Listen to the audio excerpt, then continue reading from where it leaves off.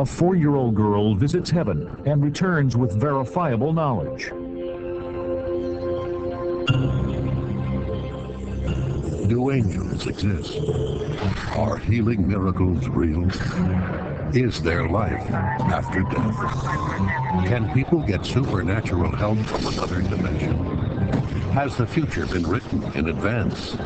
Sid Roth has spent 25 years researching the strange world of the supernatural. Join Sid on this edition of It's Supernatural. Hello, Sid Roth. Welcome to my world, where it's naturally supernatural. Last week, we found out about a little 4-year-old that should have died. She fell off a sliding board 9 feet in the air, right onto cement, but floated down. Her position even supernaturally changed in the air, and she said she was rescued by big angels. And I love it when you say it. What did she say? 6 big angels caught me and zoom, took me up to heaven. This is your granddaughter. Your whole life has been revolutionized since that. But there was on television a major incident, and we're going to change the name of the person, but she talked with this person in heaven. Tell me about that. Yes, this happened probably just either before she was born or right after she was born, but she met this child. He was one of the 8 boys and 8 girls that she met in heaven, and his stepfather shot him with a long gun. He was a mean man. He shot this little boy in the face with a long gun. And it was in all the newspapers. This man, she told us, he also killed 3 police officers. And this was all over the Tampa area, but it was also in network news. This man was severely hated because of killing the police officers. She talked to this boy in heaven, and she called him Bangy because his favorite toy to play with, that he had actually left it in Ohio when he moved to Florida, was a little red plastic water pistol, and he liked to play with that little gun. And it was actually put in his casket and buried with him. He had just talked to his grandmother on the phone the day before he got shot, and she told him she'd mail him his toy. And so he was taken home to Ohio to be buried, and she put it in the casket with him. But Victoria knew about this toy, and there's no way she could have known about it. No, she knew that was his favorite toy. In fact, he apparently had a little play gun that he was running around playing with in heaven. I think you have the desires of your heart, and that was his favorite little thing. And now she's had many trips to Yes, heaven. she has. Tell me about a very special trip that she had where she saw someone very close to you. Well, this was while she was at the baby place where the little children go to after they're healed in the first baby place. These children have beautiful rooms, and my mother and my brother had died the year before. Both of them came over. A lot of her relatives were over at the baby place, and she was telling her mother. So she could see these people? Oh, they came. They were there at this baby's room, and they all played. God came. Jesus was there. They were all dancing and singing and having a wonderful time, and God had hugged my mother and my brother and my father. He was hugging everybody while he was over there, and her mother said, well, did God hug anybody else? And she says, well, God hugged everybody. He hugged Granny and everybody, and Majo's son. She said, whose son? She said, Majo's son, Majo's beautiful son. And Sandy thought she meant my brother. She said, oh, you must mean Uncle Harry. It just came crashing on me suddenly. The Lord had tendered me up to this point so it would be brought back to my memory. Over 35 years before, I had aborted a child. And in those days, we just thought it was a lump. And is there any way Victoria could have known that? Absolutely not. Nobody knew that. Nobody? Nobody. My goodness. That had to really Well, my mother you. knew, but she died. She had never told anybody. But she woke up the next morning, and I was unconscious on the floor. surrounded by all her sheets, and I had just almost bled to death. I was just almost gone. And I don't remember any of that stuff. I don't remember going to the hospital or anything. But God brought it all to my remembrance slowly. He's slowly bringing more and more things to my remembrance. And I went on up to Canada, and we were in a Todd Bentley meeting, and he was teaching us to see into the supernatural. And I was laying across the chairs, and the Lord showed me my son. He let me see my son at age 6 or 7. And he was in a lonely place by himself on a rock, and I could see him that he was yearning for me. He wanted me to think of him.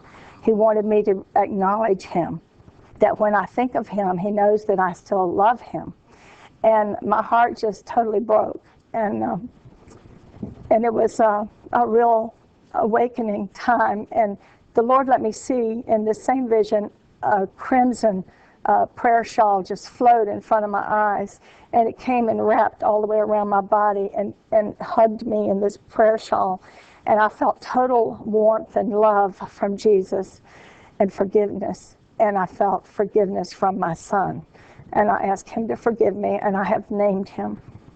You know what is so wonderful? It's opened up this whole thing for Ma Jo and got her healed. Yes. In an area that she had stuffed. But when you find out what these aborted babies really think about their mother, it's going to change some of your lives. We'll be right back after this word. We'll be right back to It's Supernatural. On today's program, you've heard only a portion of 4.5-year-old Victoria's story about her visit to heaven and back. Call now and get your copy of 6 Big Angels and find out the entire story of what she witnessed, heard, and experienced. It's yours for a donation of only $18 postage paid. Ask for order number 1042. This book reveals the reality of heaven, angels, and the loving and merciful nature of God. This is a book that will heal broken hearts. It will bring comfort to those who lost loved ones. Your longing to spend all eternity in heaven with God will be increased. Your fear of death will be overcome. You'll receive answers to these questions. Will we see our loved ones in heaven? What happens to unborn babies in heaven? Do children abandoned by their parents hold contempt in their hearts? Will we look the same in heaven? Where do people live in heaven? What is the throne room of heaven like? What does Jesus look like? Are there gold paved streets in heaven? Call and get your copy of 6 Big Angels for a donation of $18. Postage is included. Or you can write to Sid Roth. It's Supernatural. Post Office Box 1918, Brunswick, Georgia 31521. Please specify order number 1042 or log on to sidroth.org. Many have said after reading this book, they began to encounter their own visitations of the heavenly realm. Call or write today for your copy of this life-changing book. We now return to It's Supernatural. Hello, Sid Roth here with Mary Jo, affectionately called Ma Jo by her granddaughter Pennington. And her granddaughter should have died because she was thrust backwards when Ma Jo fell, and she was on a sliding board, and she went 9 feet down onto cement, should have killed herself or injured herself seriously.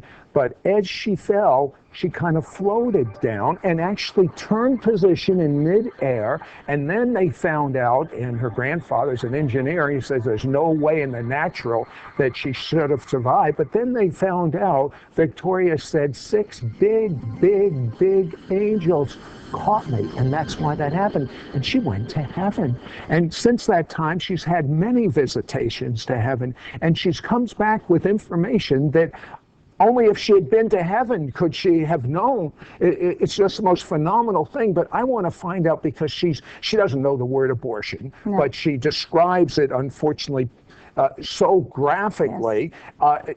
And what do these babies that have been aborted that are in heaven think of their parents? Well, I asked her that after she told me about a baby that I knew. And I couldn't deny that baby was there, because I'd found out about her just a couple of weeks before. And she said that she was there and that she had been squeezed out before she could live. And I said, Victoria, do the babies hold it against the mothers for giving them up? And she said, my Jo, the mommies never give up the baby. The mommy will always love the baby, and the baby will always love the mommy. And that was very profound, because many people think of their baby as either non-existent or hating them or holding it against them, but the baby is taught forgiveness by Jesus. Jesus teaches them forgiveness. Yeah. Now, on another subject that I find very intriguing was that white wedding cake. Tell me about that. Yes. On the way to the throne room, Jesus took her by to see two things. He showed her a beautiful table, a big, she said 18 times, big table with a big wedding cake all the way up to the sky. I believe that's the wedding table for the marriage supper of the Lamb. The other thing she saw, I saw the honor of the sky. And him have a long beard, and his beard reaches down into the churches. And oil drips down his beard into the churches. When we questioned her about it, she said he makes provision for the churches, that he loves to feed the churches. And we found out that actually is described in Psalm 133, how pleasant it is to dwell in unity. It's like the oil flowing down Aaron's beard. You know, just as you're sharing that, I literally can feel the presence of God, the oil, as it's referred to in scriptures, just flowing down me. And I believe some of you can experience that oil flowing down you. She also said that they show some of these babies that were aborted, the whole crucifixion scene. Explain that. The babies are taught about Jesus before they're ever taken to their rooms. They're in this big place where there's babies everywhere. And she said they're everywhere in front. And when she was 4.5, she said maybe 66. She thought, that's a big number for her, but there were just millions of babies there. But the babies are shown on it's as big as the sky, but it's like a screen, but they come out and they're real. They're actually taken to where Jesus was born. They're taught to worship him by the shepherds. The shepherds actually come and worship him, and when they do, they actually worship and praise him as the shepherds do. The babies learn that then. They go with him through his life. They see the whole thing, and they see him beat, and the babies are appalled. Their little hearts are broken. They watch him be beat and spit upon. And then they watch him be crucified, and they're just so heartbroken, and they're crying. And then they see him rise from the dead, and they're cheering and praising God. And these little babies are taught the plan of salvation right there before they ever go out of that instructional area where they were healed by Jesus. And they have hearing and sight and speech. They even have little teeth to eat with. That is all given to them right when he makes them whole. They are made whole, but they're still little. So those garbage can babies, he makes whole. He makes them whole. Whatever was done to them, if they were torn apart, whatever, each part of their body is perfected. And they don't hold anything against their parents. They love their mother. They keep up with their mother. They keep up with their grandparents. They know who their father is, even if the mother doesn't know. Yeah, this started when Victoria was 4. Today she is 7, and we had another home video of Victoria talking about what they see. It's almost like, the movie The Passion. They see something much better than the Passion portrayed. Let's go to that clip right now. While you were watching this, when he was raised from the dead, what did they do then? They were like yelling, "Yay, he's alive! Yay, he's alive!" And you were like standing up with your little feet up.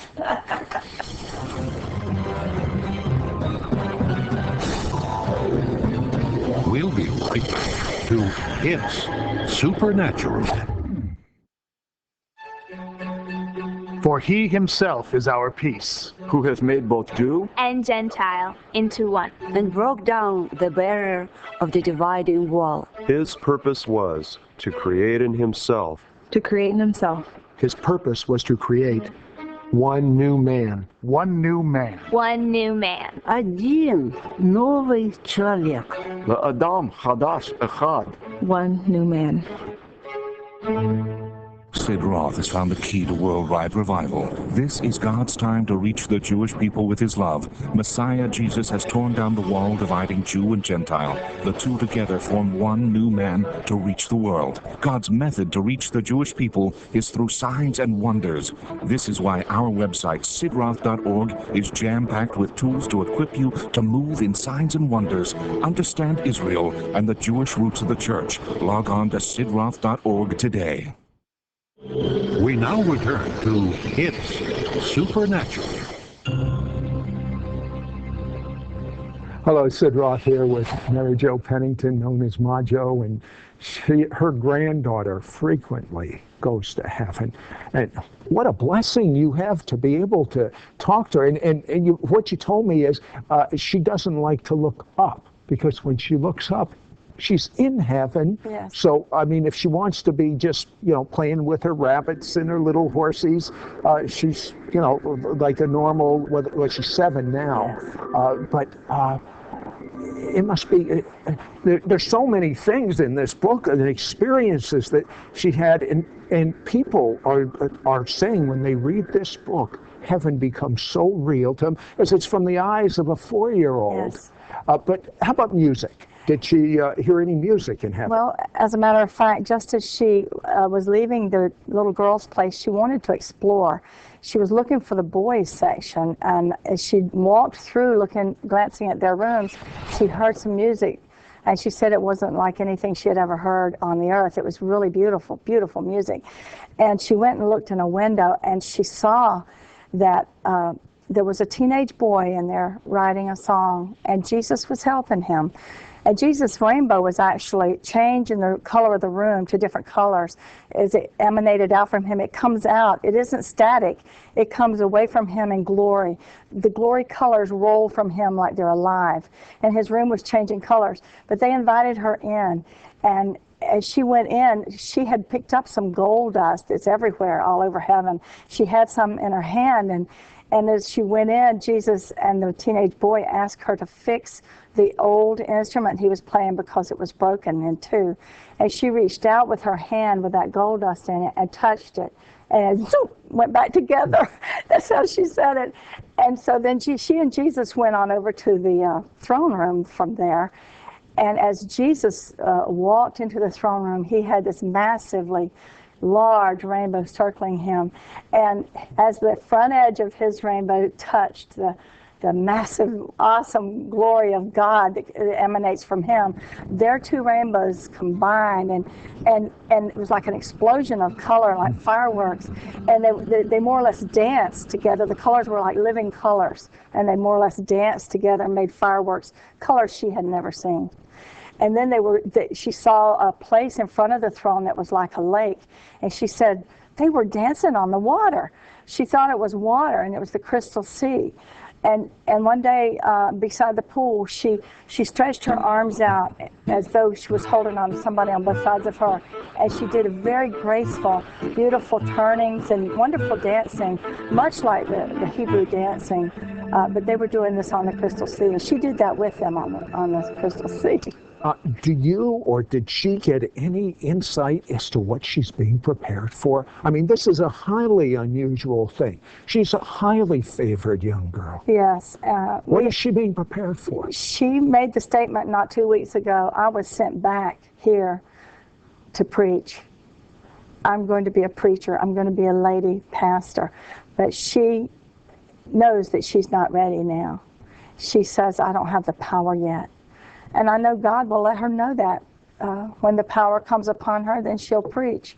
But she's very private now. Now I'm reminded of this. You took her to a Messianic Jewish synagogue, and she saw the circle Jewish dances. Yes. Was it similar to what was in heaven? Actually, yes, it was almost identical. And when they had it was at Hanukkah. They had some songs in Hebrew up on a screen, which we couldn't see because there were very tall people in front of us, and as they were dancing, everybody in the congregation was singing there were like 3 songs in Hebrew. As she was singing every word in Hebrew, and everybody on both sides of her could hear her singing it, and we have no idea how she knew that. And later on questioning her, she admitted that she had sung those songs when she was on the Crystal Sea with the saints. My goodness. Speaking of Jewish songs, you had a dream about Israel. Yes, Tell me about I that. did. I dreamed that my husband and myself and Victoria and her mommy, Sandy, were in Israel. And we were about to go into Jerusalem, and we were being bombed. Planes came over and bombed, and a lot of people were hurt, and we were hurt. And we had hidden in this little garage, and as we stepped out, the atmosphere was thick, like Jell-O, not quite as firm as Jell-O, but you could feel the atmosphere was thick. You could see stuff floating in the atmosphere, like we could see the DNA and the cells and the atoms and rainbows floating, and a voice came out of the atmosphere and said, "Drink in, open your mouth, drink in my protoplasm, drink in my DNA, drink in my atoms and cells and rainbows." And as we did, we were pulling them to our mouth and opening our mouth and breathing it in and swallowing. We were made totally whole. All of our hurts were healed. We were made to feel so light and airy and full of energy that we could have floated to Jerusalem. We were so airy and full of the spirit of the Holy Spirit. It was just an awesome experience in this dream. I don't know what it means, but I do know that God's presence is all around us at all times. I believe we're surrounded by his DNA that will heal us if we just receive it into ourselves. You know what thought I'm having as you're talking about this? I'm thinking about the book of Esther. And remember, Esther soaked for 6 months in oil of myrrh, and then 6 months in perfume, and all the virgins were just soaking in this oil. And as Majo was sharing this dream that she had, I really believe that it is possible to soak in the presence of God. Yes. And take, you know what, I can vision this. I can vision, if someone's going in for an operation, they might put a mask on with something so they'll go to sleep. And what you do is you breathe in deep. Breathe in. And when you breathe this in, before you know it, the bad stuff's all over. Well, I believe that that's what Esther was breathing in. That's what all the virgins in the land were breathing in. And that's what not just the people of Israel, but wherever you live, I believe that it's possible for you to breathe in rarefied air. What is this rarefied air? It's the air of heaven. Yes. And when this life just comes into you, it's like a river, and it will heal wherever this river goes. I'm reminded of Ezekiel. Are you familiar with that? Where the water from the temple went up to the ankles and then to the knees, and then they had to swim. I mean, we're hearing such horrible things going on in the world. We're hearing about potential nations, rogue nations trying to, that are going to bomb other nations. Yes. We're hearing about bird flu. We're hearing about earthquakes and hurricanes and volcanoes. We're hearing about things going on in the economy. We're hearing about terrorists. I mean, you can hear enough stuff to go abyssal meshuggah. That's crazy. But what if we could breathe in the life of God? Yes. Why don't you do that right now? The life of God has a name. In Hebrew, it's Yeshua. Yes. In English, it's Jesus. Just picture that mask going over your face, and you're breathing in the life of God. And you say, "Thank you, Yeshua." And I believe that every time you breathe in more of God's life, wherever the river goes, Ezekiel 47 tells us, there is life. And wherever God goes, there is life. One more quick thought about heaven. Well, heaven is got so much joy. She spent so much time with the children. The children can jump into a rainbow, and they can swim fly up to a cloud, and on that cloud are waiting for them a lot of those little animals, and they all get together and they slide back down the other side of the slide. And there are two different places she mentioned landing. She lands in piles of gold dust, and sometimes they land in the river and just float down the river back to the baby place. But the essence of heaven is thicker than the essence of earth. The air is thicker. And the presence of God and Jesus is really thick. And when she's on his lap, it flows between God and her. It's like a substance. When he says, "I love you, Victoria," a substance flows into her. And when she says, "I love you, Father," it flows back to him. When she would say, "Jesus, I love you," it would flow between them. She thought their cheeks would be wet because that substance that she saw around them. It smells good, it tastes good, and she can hear angels in it. Listen, God is good. Have you been breathing in that rarefied air? It's in Yeshua's name. Yes. There is life in his name, healing in his name. On today's program, you've heard only a portion of 4.5-year-old Victoria's story about her visit to heaven and back. Call now and get your copy of 6 Big Angels and find out the entire story of what she witnessed, heard, and experienced. It's yours for a donation of only $18 postage paid. Ask for order number 1042. This book reveals the reality of heaven, angels, and the loving and merciful nature of God. This is a book that will heal broken hearts. It will bring comfort to those who lost loved ones. Your longing to spend all eternity in heaven with God will be increased. Your fear of death will be overcome. You'll receive answers to these questions. Will we see our loved ones in heaven? What happens to unborn babies in heaven? Do children abandoned by their parents hold contempt in their hearts? Will we look the same in heaven? Where do people live in heaven? What is the throne room of heaven like? What does Jesus look like? Are there gold-paved streets in heaven? Call and get your copy of 6 Big Angels for a donation of $18. Postage is included. Or you can write to Sid Roth. It's Supernatural. Post Office Box 1918, Brunswick, Georgia 31521. Please specify order number 1042 or log on to sidroth.org. Many have said after reading this book they began to encounter their own visitations of the heavenly realm. Call or write today for your copy of this life-changing book. If you're encouraged and helped by these television programs, please consider assisting us with future productions.